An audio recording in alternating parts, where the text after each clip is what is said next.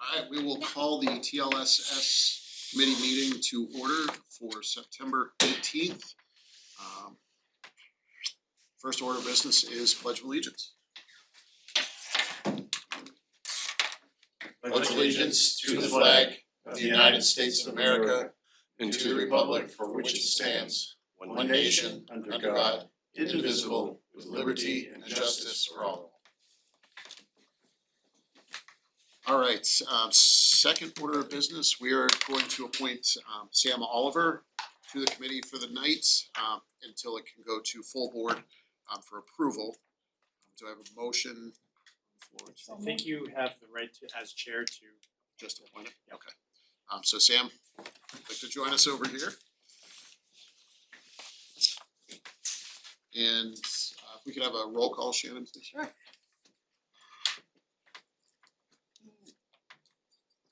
Member Keynes? Present. Member Pappas? here. Member White? Here. Member Oliver? Here. Thank you. Next would be the approval of the minutes from the August 21st TLSS meeting. So moved. Do I have a second? Second. All in favor? Aye. Actually, back up, any discussion? All in favor? Aye. Any opposed? Alright, did you get those first and second, Shannon? Yep. Thank you. Alright, we'll open up public comment. Publicly communicating false statements about people that defame them could subject the speaker to both criminal and civil liability in the state of New Hampshire. In that vein, statements made at public input or at public hearings are not immune from potential consequences for their words. Furthermore, the fact that the public body does not prevent these statements from being made, does not excuse or endorse these statements. It just means that the public body, in this case the school board, both recognizes and respects the right to free speech enshrined in the First Amendment to our Constitution. So, do we have anybody wishing to speak at public comment? Alright, we will pause public comment.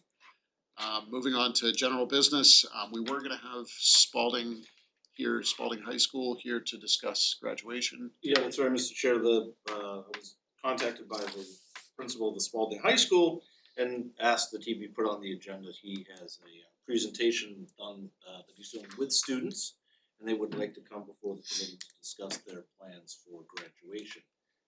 But in the meantime, since the agenda was published, the students are unable to make it. He decided it'd probably be best to be able to postpone it till next month when the students could be here to actually present. I didn't feel it was appropriate at this point to cancel the meeting because you never know who might wanna come from the public, so we left it on there, but I do believe that his intent is to come back next month, present, with the thought being, I know that they're looking at the Whitmore Center at UNH as a possibility. They've been down there and visited, but I guess the kids have more information, so they'll be back next month and actually present. Sounds good. And I actually ran into Principal Roy the other day, him and I discussed it as well. He said that he's getting a lot of good feedback from families, community members, and the students, so.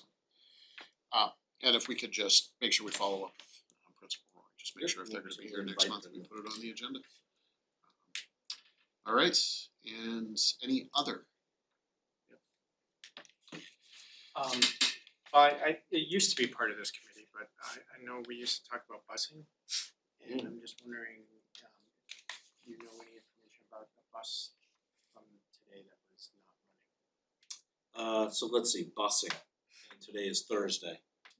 Busing seems to change on a near daily basis. I can imagine. So today's busing issue is that they were short a driver, unable to fill that, and so they were having unfortunately to cancel that run. Yeah, I'm never a fan of that or in favor of it. I always asked if they could consolidate a run, could they double a run, do something that provides transportation to the students, but they didn't have the drivers capacity to do that, so. So the buses are typically full.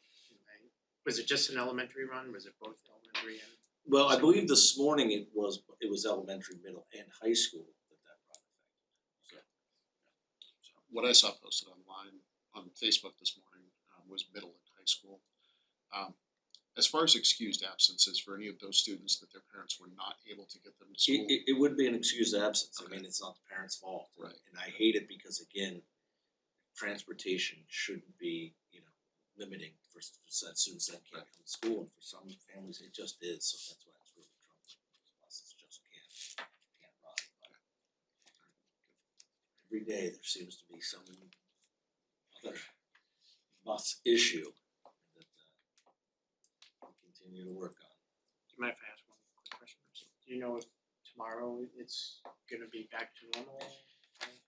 My understanding is that the driver wasn't available to drive for a medical reason, and so they were hopeful that they would be able to return.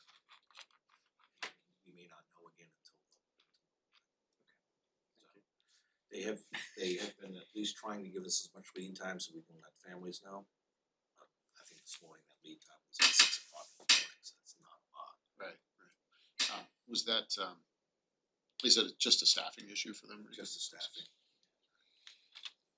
Is there anything in the contract with the bus company that if they can't provide necessary drivers, are we credited for the cost of a run?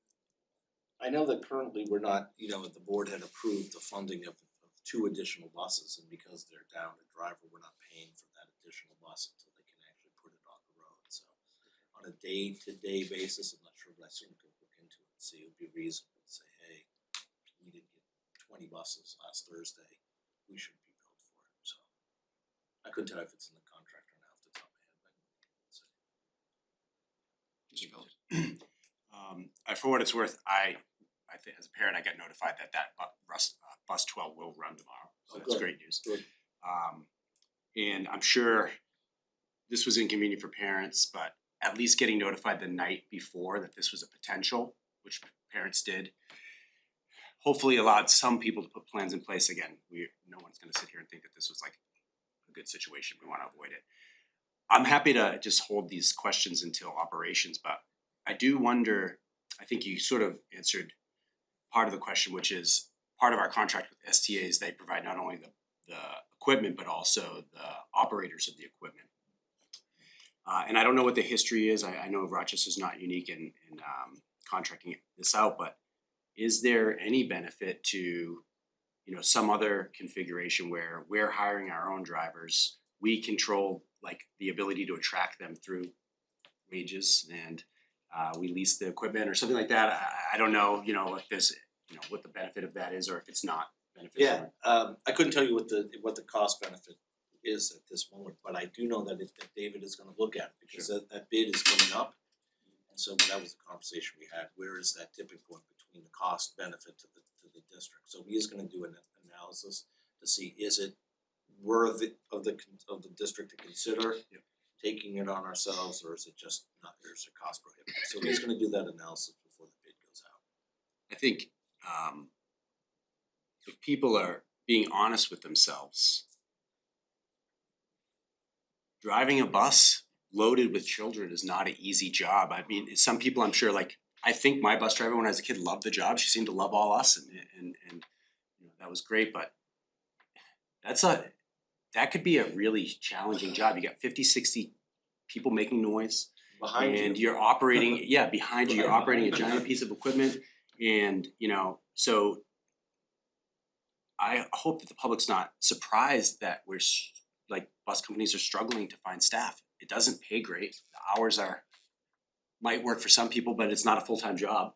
And so we gotta cut these folks slack, they're doing the best they can. We all wanna get our kids to school, but anyways, again, we could talk more about this in operations. Everything that everyone's done to try to get our kids to school. Anyone else?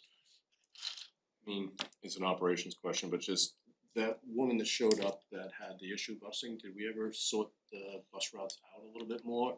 I do believe for She's that, coming from Furbush and the walking over to Chamberlain, which wasn't exactly the easiest thing. yeah, so Mr. Reichlet did reach out to her and spend time at work, and I do believe it's been done. Excellent, thank you. Sandy, anything? All set?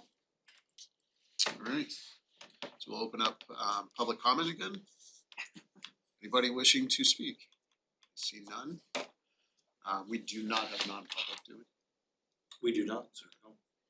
And do I have a motion to adjourn? So moved. Second. Second. Alright, so all in favor? Aye. Aye. Any opposed?